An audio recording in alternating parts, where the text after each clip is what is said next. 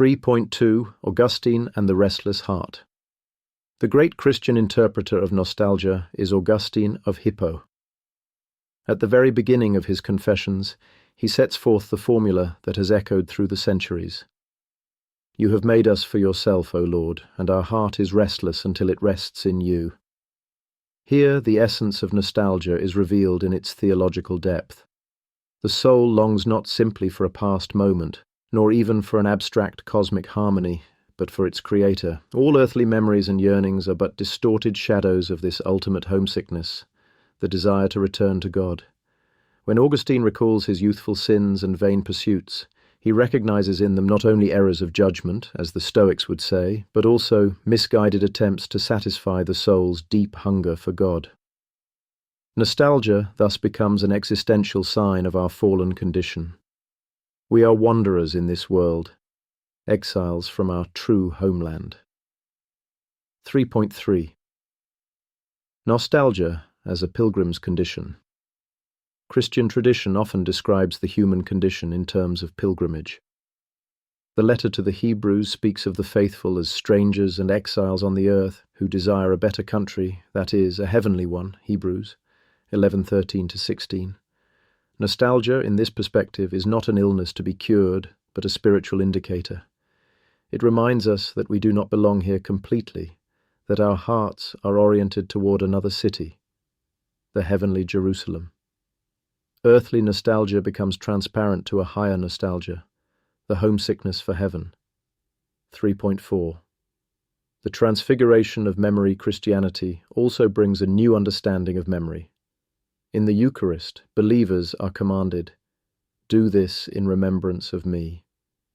Memory ceases to be a prison of the past. It becomes an anticipation of the future. In remembering Christ's sacrifice, the Church already participates in the coming kingdom. Thus, the Christian approach to nostalgia is twofold. It affirms the Stoic critique: earthly nostalgia is dangerous if it traps us in illusions. Yet it also recognizes its spiritual depth. Nostalgia is a sign of our ultimate orientation toward God. In this way, Christianity both purifies and elevates nostalgia, transforming it from a passion into a virtue, a humble acknowledgement of our status as pilgrims who yearn for the Father's house. Part 4.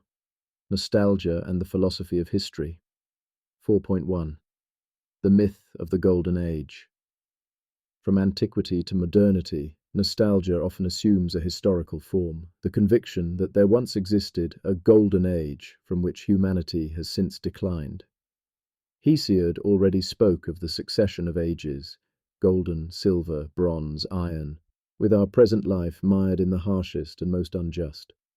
Similar myths recur across cultures: the paradise lost, the time of ancestors, the primordial harmony. From the Stoic point of view, such constructions are illusions. The cosmos is always perfect, since it is governed by the Logos. From the Christian point of view, the only true golden age was Eden, whose loss explains the existential homesickness of humankind. In both cases, nostalgia for the past points beyond history to metaphysical truth. 4.2 Modernity and the acceleration of nostalgia. With the onset of modernity, the experience of nostalgia intensified.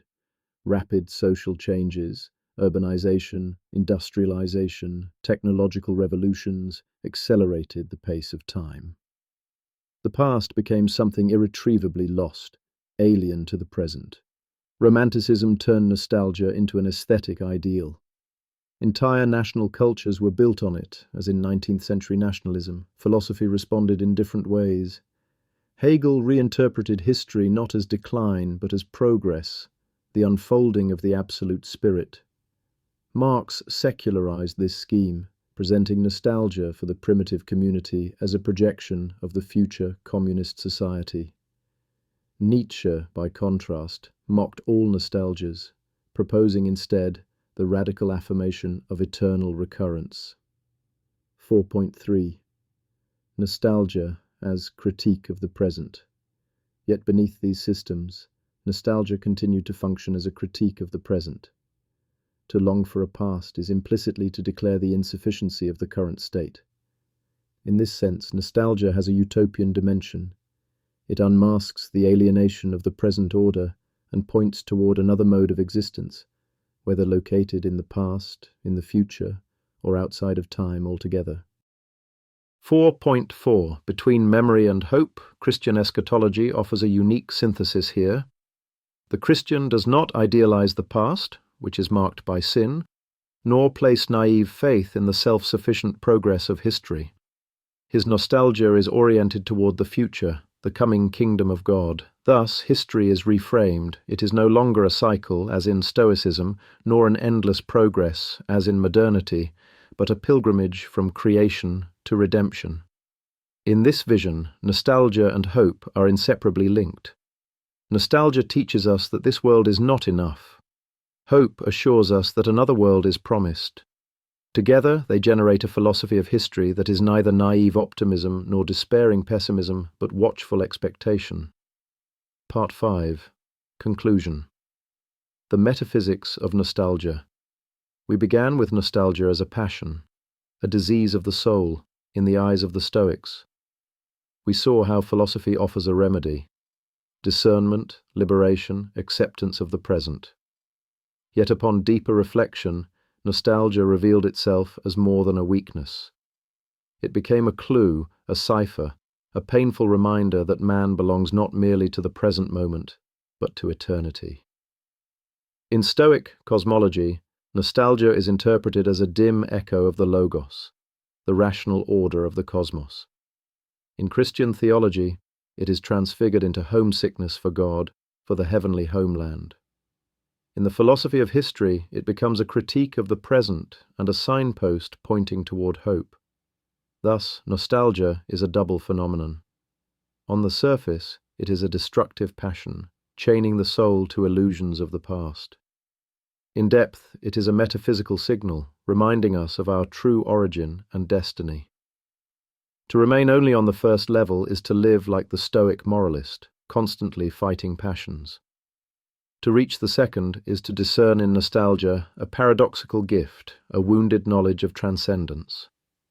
The task of philosophy, then, is not merely to suppress nostalgia, but to interpret it, to let its false surface fall away, so that its hidden truth may shine forth. This truth is simple and inexhaustible. We are not at home here. Our true homeland lies elsewhere, whether one calls it the Logos, or God, or the kingdom to come. And so, nostalgia, rightly understood, ceases to be an illness. It becomes a metaphysical passion, a sacred homesickness that orients the human heart toward its ultimate fulfillment.